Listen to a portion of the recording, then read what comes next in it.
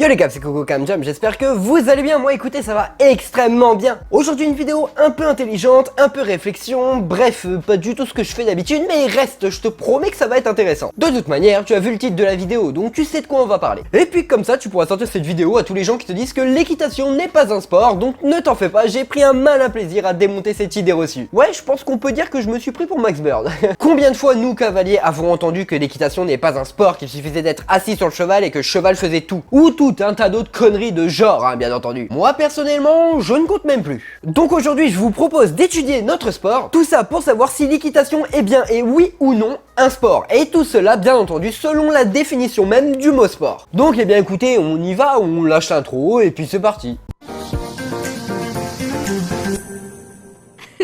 Alors, que nous dit Wikipédia? Parce que Wiki, c'est la base, donc on va pas s'en priver. Je vais te lire la première phrase de la page qui s'appelle tout simplement sport. Le sport est un ensemble d'exercices physiques se pratiquant sous forme de jeux individuels ou collectifs pouvant donner lieu à des compétitions. Le sport est un phénomène quasi universel dans le temps et dans l'espace humain. Ok, donc ça c'est pas la définition, c'est juste l'introduction de la page. Mais déjà, si t'es cavalier, il y a quand même déjà pas mal de trucs qui t'ont fait tilter. Oui, si tu n'es pas au courant, si tu n'es pas cavalier, l'équitation ne se pratique pas qu'en individuel. Il y a aussi des sports collectifs, comme le horseball ou le pony game par exemple. Et encore, dans chacun de nos sports quasiment, on peut faire aussi des versions collectives, mais c'est pas les plus répandues. Bref, passons à la définition parce qu'au final c'est quand même ça qui nous intéresse. Je cite, le sport moderne se définit par 4 éléments indispensables. La mise en œuvre d'une ou de plusieurs qualités physiques, activité d'endurance, de résistance, de force, de coordination, d'adresse, de souplesse, etc. Une activité institutionnalisée. C'est compliqué à dire ça. Ce qui veut dire que ces règles tendent à être identiques pour l'ensemble de la planète. Troisième point donc, pour que ce soit un sport, il faut que la pratique soit majoritairement orientée vers la compétition. Et quatrième point, il faut que la pratique soit fédérée sous tutelle d'une fédération sportive. Bon, tu te doutes bien qu'avec ça, ça va pas être compliqué que l'équitation est un sport, hein, mais tu sais, hein, il y en a qui sont un peu cons, faut leur répéter les choses plusieurs fois, il faut surtout leur expliquer. Ok, donc on va commencer par le point que je trouve le plus facile à démonter, c'est-à-dire le deuxième. Une activité institutionnalisée.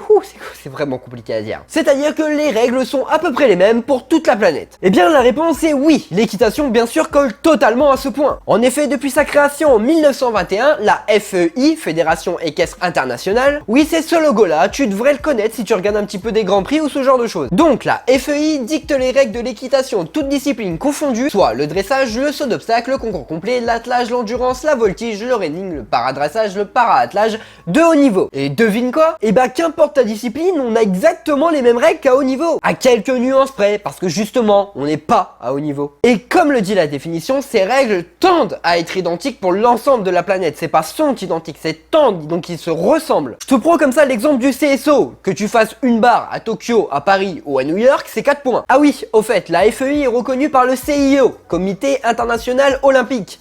Les Jeux Olympiques, c'est bien une compétition sportive, non? Donc, sur ce point-là, écoute, on est bon. Le troisième point nous dit une pratique majoritairement orientée vers la compétition. Bah, je viens d'y répondre que tu aies 6 ans et que tu montes à Shetland jusqu'à ce que tu ne puisses plus monter pour des raisons physiques, et bah, tu peux participer à des compétitions, hein, rien ne t'en empêche. D'ailleurs, même au championnat de France d'équitation, pour les clubs poney, donc le niveau le plus simple, et ça, j'y reviendrai tout à l'heure, il y a une catégorie qui s'appelle la catégorie vétéran, pour les plus de 50 ans, si je dis pas de conneries, 40 ans, 50 ans, je ne sais plus, enfin bref, c'est pas très grave. Les seuls qui ne peuvent pas participer à des compétitions, ce sont les débutants, mais les débutants de chez débutants. Parce qu'il faut quand même avoir atteint le niveau 2 sur les 7 niveaux existants. D'ailleurs, en France, on ne parle pas de niveau, mais bien de galop. Donc la prochaine fois que je te parlerai de niveau, je te parlerai de galop. Ça va de 1 à 7, comme je viens de te le dire. Donc en gros, pour faire de la compète, il te faut ton galop 2. Oui, je te rappelle que cette vidéo n'est pas destinée aux cavaliers, mais elle est bien pour les cavaliers. Je sais pas si t'as compris la nuance, mais en tout cas, dans ma tête, moi, ça semble clair, donc j'espère que dans la tienne aussi.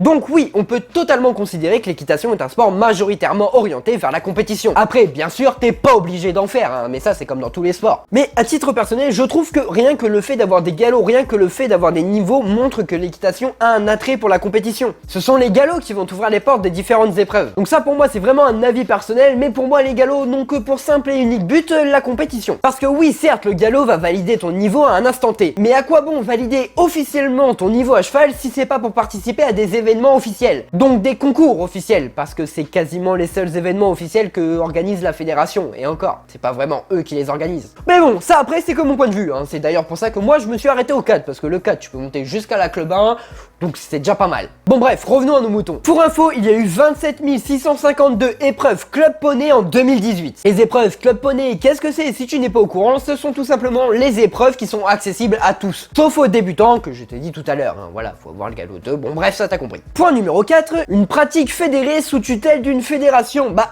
écoute, on a la FFE, Fédération Française d'Équitation, on a la FEI dont je t'ai parlé tout à l'heure, la Fédération Équestre Internationale, donc je pense que sur ce point-là, ouais, on est bon. Et enfin, le point numéro 1, qui est sûrement le plus compliqué à démonter, c'est pour ça que je l'ai mis en dernier pour les personnes qui n'y connaissent absolument rien en équitation, la mise en œuvre d'une ou de plusieurs qualités physiques, activités d'endurance, de résistance, de force, de coordination, d'adresse, de souplesse, etc. À cheval, le gainage est primordial. Qu'importe l'allure, le cavalier se doit d'être gainé, pour la simple et bonne raison que la posture idéale du cavalier, ça doit ressembler à ça, c'est-à-dire un alignement tête, bassin, cheville. Et donc, rien que pour ça, tu es obligé d'être gainé. Mais si on rentre un peu plus dans le détail, j'ai lu là récemment un article très intéressant d'Equisense, qui sera bien sûr en description, comme toutes les sources de cette vidéo d'ailleurs. Dans cet article, Equisense compare l'équitation avec le ski de boss. Alors là, tu vas peut-être me dire quel est le rapport entre l'équitation et le ski de boss, et pourtant c'est totalement juste. Notre dos, vu de l'extérieur, on ne doit pas avoir l'impression que le dos bouge. On doit réellement avoir cette impression d'immobilité. Exactement comme au ski de boss, comme tu as pu le voir dans les extraits. Nous devons être totalement indépendants des mouvements du cheval. On doit les accompagner, les amortir, les compenser, mais sans jamais les subir. Parce que si tu subis les mouvements de ton cheval, bon déjà, vu de l'extérieur, c'est dégueulasse. Et en plus, à vivre, c'est absolument horrible. Hein. T'es secoué comme un prunier, je te jure, c'est l'enfer. Au final, le cavalier doit constamment s'adapter aux mouvements du cheval et aux perturbations que celui-ci engendre. Et cela grâce à des flexions, des extensions, des poussées, des compressions, des rotations et plein d'autres choses. Au final, comme tu peux le voir, nous n'avons pas grand chose à envier aux skieurs. Donc, amis cavaliers, mettez-vous au gainage. Hein. D'ailleurs, dans l'article qui se trouve en description d'Equisense, il y a plein d'exercices. Au final, le cavalier n'a pas besoin d'être hyper musclé pour pratiquer son sport. Et comme le dit Marine Leleu, qui est youtubeuse certes, mais surtout triathlète de haut niveau, on a le physique du sport que l'on pratique. T'as rarement vu un marathonien avec un physique de rugbyman, non? L'équitation demande d'avoir un corps tonique. Il faut de la réactivité en fait, tout simplement. Et pour ça, il faut quand même que tu sois un minimum musclé. Et de tes muscles visibles, comme le quadriceps, le triceps, etc.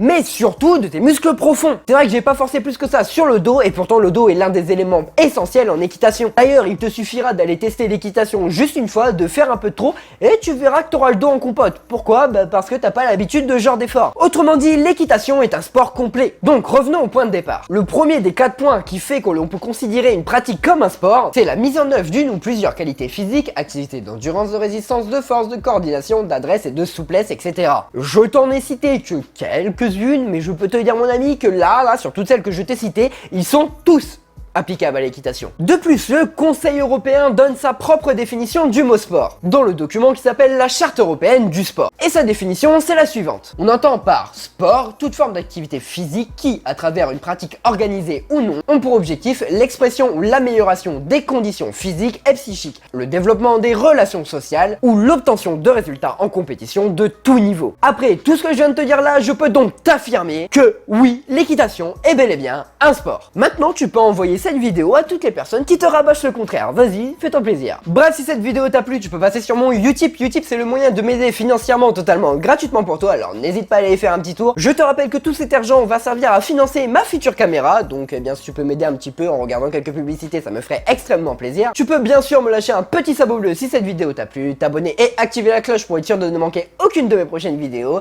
Et moi, sur ce, je vous dis à plus les caves.